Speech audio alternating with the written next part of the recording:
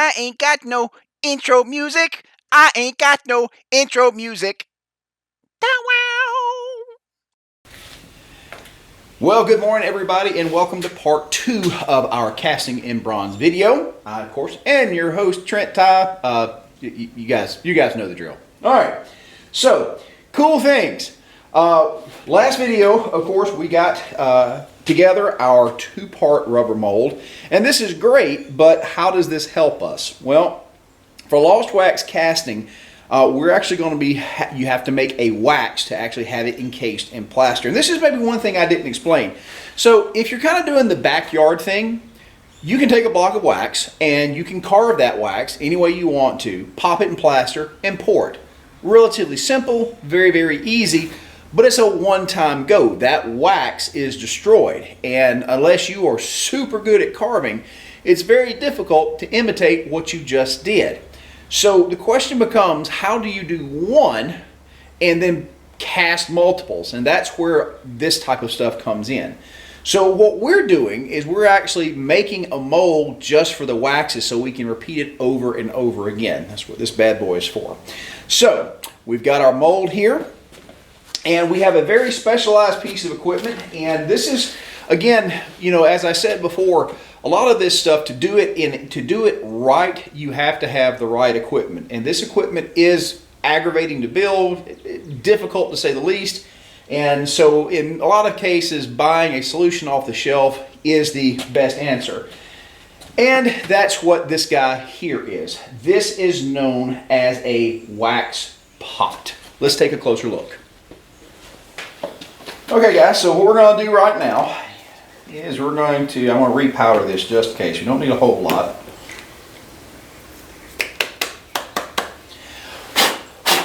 Okay, we're nice and powdered up.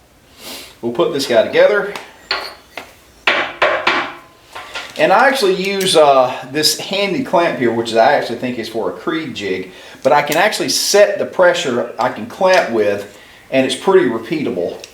And if you're doing a lot of these guys, that becomes kind of important. So clamp it. You want it tight enough that the wax won't come into the seam, but you don't want it so tight that it actually compresses the mold itself. So the first thing we're going to do is we want to run a little bit of wax out of here first. This is just to get the wax flowing, to make sure that any cold wax there in the nozzle is out. There we go, got a good stream. And I'll come right here and simply press in. Now I usually give this a good 6 or 7 seconds just to make sure that it's filled. And when we come back over, you can actually see we got a little bit of wax right there.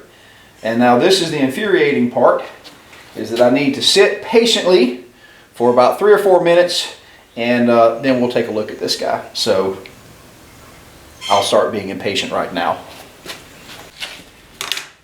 All right, impatient waiting over, and we have our piece ready to go here. So what I'm going to do is I'm going to unlock this guy. Now, in the past couple weeks when we've been doing this massive amount of casting, we didn't have as many molds as we needed, so I actually ran these hot. Now, ideally, you leave this bad boy sitting for 10 minutes, and the wax, as you saw before, is really tough and it's really stiff, and then you can just kind of be rough with it. Normally, because we were running them hot and the wax wasn't nearly up to toughness, we usually ended up taking an air hose and actually running it into the side and cooling it a little bit, just to try to make sure that everything wasn't going to break off when we try to get it out of the mold. Normally, you don't have to do this if you're patient. All right, so let's see what we got here. Take a peek. All right, so let's see if you guys can see this right here. And see if we can open that up. Come on. Sometimes you gotta break the sprue loose a little bit. And look at there. There's your piece. How about that? So, again, sometimes you have to kind of work a couple things loose. I'm like I said, because I'm used to working these things hot, I'm terrified I'm going to bust one or tear it. And this piece comes right out. Just like that. And guys, look at there. How about that, huh? And you can actually, if you can see it here, you can faintly see actually Jay's mark. It's that detailed. There's actually some plasters and things of this nature that are so detailed that they can actually reproduce a fingerprint. I mean, it's that kind of quality stuff. So we're not going to end up doing just one of these. We'll end up doing a bunch of these. When we actually put these in a flask, and that's the container that we use to put the plaster in, we've only got really, really big flasks. So the flasks that I have are 6 inches by 10 inches, which are ginormous for the jewelry world. So I'm going to take the opportunity when I do this pour that we're going to do a bunch of these. I want a bunch of them. And so I'll spend the day kind of doing 20 or 30 of these, and then we're going to end up putting them on the tree. So let me get to work putting these guys together, or getting these guys out, and then we're going to look at how we actually create our wax tree to put in our plaster. Yay! All right, guys, let's talk about a little bit about the history of casting, just to kind of give you an idea of what we're doing here. So originally, and you guys have probably seen this in sand casting, when you had a mold and you're going to pour molten metal into it, you had to have vents in there, because if you didn't have any vents or a way for the air to escape, when you poured the metal in there, it wouldn't get all in there. There'd be trapped air and you'd get a bad cast. So originally, especially with sand casting, you end up actually poking little holes in there so that the metal can flow and push all the air out of it. All right. So later, when they started doing this type of plaster casting, they didn't have these vacuum casts like this. And it was very difficult to vent a lot of these tiny, tiny pieces. So their solution to that was gravity in a big way. So you'd have this little crucible, and you'd actually have molten metal sitting on top of it, and it was on 2 pieces of string, and you would sling this damn thing around and around, and the force of the gravity would push the metal down into the mold and force the lighter air out. Rather terrifying. Later, this was refined to using what they call a centrifugal caster, which was basically a big clock spring, and the flask actually sat horizontally. You would set it, you'd burn it out, it'd be hot, you set it in, you'd pour molten metal into a little container in here, and then you'd hit the trigger, and this damn thing would go brrrr. That's an official sound effect, by the way. And again, the gravity would force the metal down and the air out. Now, here we are at vacuum casting, and if you notice, this is the flask that we're going to put the plaster in. Now, I remember the first time I saw these, I'm like, how in God's name do you put plaster in that? There's no bottom, there's all these holes in there. Well, we're going to get to that. So, but here's the deal. The issue's still the same. We've got to get the air out of the mold and get the molten metal in. So what you do now is, when you put the plaster in the mold in here and you burn everything out, when you put this down, there's a table that this fits down into, and it creates a seal right around here. There's a vacuum that is then pulled on this, thus the air holes. And what happens is the plaster is very porous. You can actually pull air all the way through that plaster. So now when you pour your metal back into there, any air inside that casting is pulled away, and the molten metal is pulled into every detail. And that's the real trick with vacuum casting. And this is the flask that we're going to use. So there's your quick history. So in order to do this, the first thing we're going to have to worry about is not the flask. It is actually a flask cap, and what we call the tree. And that's this guy right here. If you'll notice, we've got a rubber base. It's got this little funky situation here. And this guy, when all is said and done, will actually fit down in this. And you see it's a very tight fit. So this will close up, and this will actually be the bottom of our flask. We'll pour it from the other side. But we're not quite there yet. Where we are at is we have this piece of wax in here, and this actually can come out. This is known as sprue wax. This is 3/8 of an inch. You buy a big bag of this stuff. And I think I've already made myself a mark. What I do is I usually cut my sprue wax about a 1/2 inch shorter than my flask, because this acts as a indicator. I don't need to go any further than that. So I go ahead and slice this. So now we've got our 9-inch piece of sprue wax. Got our cap. And there we go. So now this is the start of our wax tree. So what's going to happen now is we're going to take our waxes that we've been casting, And now we're going to make basically what's a little Christmas tree. We're going to start stacking these guys just like this all the way down. The way we do that, again, we have a rather specialized machine, which is kind of a fancy soldering iron. This is known as a precision waxer, and it's basically just a control knob and a little piece of Canthal wire, I believe. I think that's Canthal wire. But what happens is this heats up, and we'll hold these pieces in place and just kind of give it a quick wipe, and it will actually glue this wax to this sprue. So let's start working on our tree, and I got a handful of these guys. Now we're going to end up doing a full tree. Again, the plaster's expensive, the whole process is expensive, so you want to do as many as you can in one pour. So I know we've got more waxes to shoot, but we're going to go ahead and get started, and you can see how this works.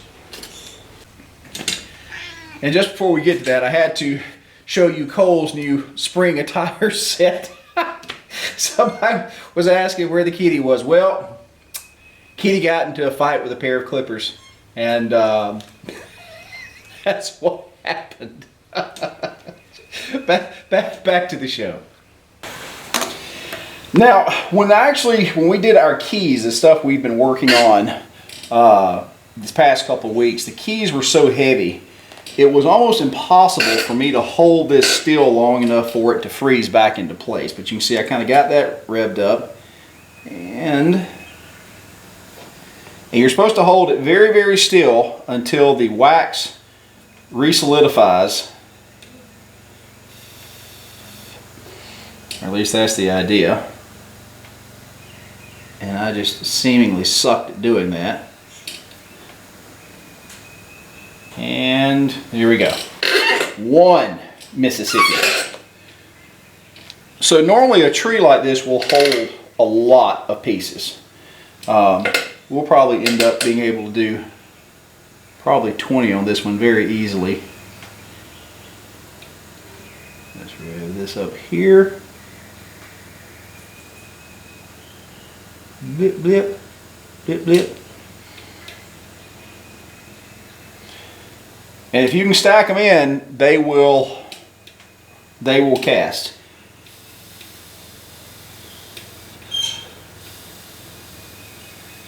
There's a couple of interesting videos out there on YouTube of places that actually do this as an industrial setting, and it's just staggering how many of these little damn pieces they get to fit onto one tree. It really is amazing.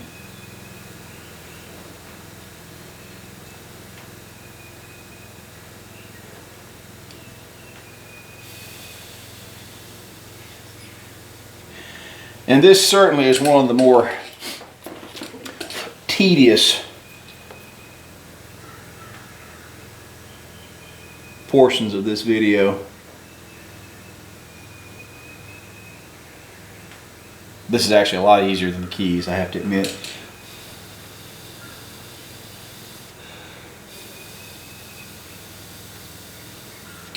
Now with the keys, like I said, I could not do this by hand. So what ended up happening is I actually used a piece from my machining brethren. I used a dial indicator stand and put a little alligator clamp on there so I could actually clamp the piece in place when I waxed it to the tree. I always laugh at the different words that you get to use. When's the last time you heard the phrase, "Yeah, I had to wax it to the tree"? So guys, real quick, I want to show you my my steady rest. Again, there's going to be many a machinist that's going to be cringing at this end of it here. So what this is this uses machine work for layout work. Usually it's used with a dial indicator, a couple other things, but you see it's adjustable. It goes left and right, and it's very, very precise. So what I can do very easily is that now I can take my wax, get all this stuff trimmed right here.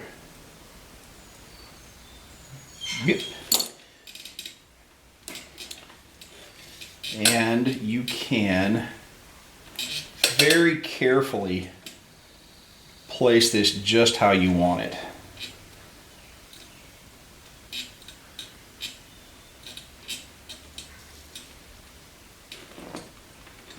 So let's see, turn it out right there.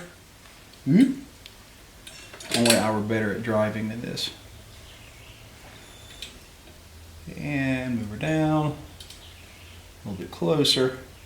And again, this allows you to be pretty finicky with how you put your piece in there. So, hey guys, just like that, here we go. Here is our tree. You can see we've packed a lot of these guys on here. Now, this will fit down into our flask, and this is where we get ready to start taping up and actually pour our plaster. So basically what's going to happen is this guy will turn over like this, slide right down into here. Look out there, buddy. And it will seal around this guy. And we're going to have to end up taping this flask all the way up, and we'll pour it from the other side. So let me show you what we got going there. We've got to grab some paper and some tape and go from there. Yay, yay. So guys, that's going to do it for part 2. We've got our waxes ready to go. And part 3, we're going to be talking about how we prepare the flask, how we mix up our plaster, and then we're going to get into the very, very important end of the vacuum chamber and all that kind of good stuff. So again, guys, hope you're enjoying the new content. If you enjoyed the video, please like and subscribe. Outside of that, check out our Patreon and our Instagram. Outside of that, you guys stay safe, shelter in place, do your part to stop the virus, and I hope everybody has a wonderful rest of the day. You guys, be good.